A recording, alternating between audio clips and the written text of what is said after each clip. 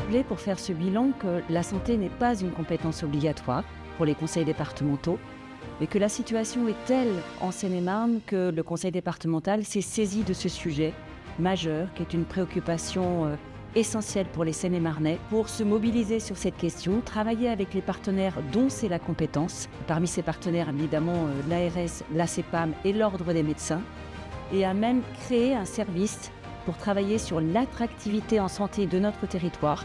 Et c'est Sophie Lemaître qui est la chef de ce service et qui va nous en parler. Le département a adopté un pacte santé 77 qu'il déploie depuis 2020.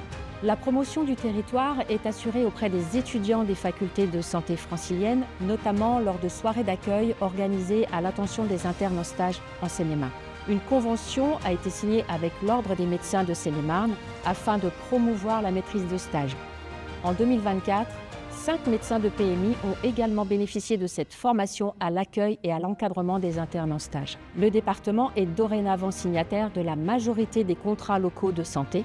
Ces contrats sont de vrais outils de mise en œuvre et de déploiement des politiques de santé dans les territoires de proximité.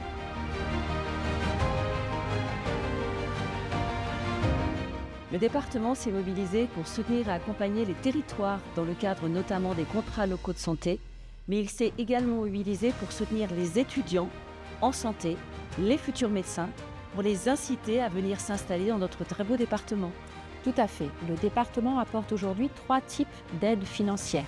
80 000 € à 4 maisons de santé universitaires pluridisciplinaires, 300 € par mois à des étudiants kinés et sages-femmes qui viendront s'installer dans le département, en complément d'une bourse régionale de 700 € par mois.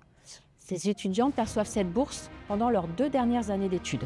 Et on peut ajouter que depuis 2019, c'est 24 étudiants qui ont bénéficié de ce soutien financier.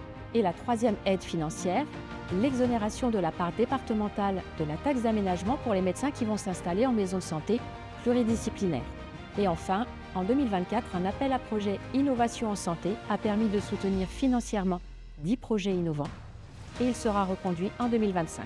Oui, il était important dans cet appel à projet que nous nous positionnions en soutien aux territoires, aux associations des territoires, je pense en particulier au CPTS, qui sont mobilisés pour travailler sur l'attractivité du territoire et également faciliter les parcours en santé. Exactement. Et le choix a été fait vraiment de nous positionner en soutien à ces initiatives, de façon à ce que, ensemble, collectivement, nous mettions enfin en lumière la Seine-et-Marne et que des soignants plus nombreux viennent s'y installer.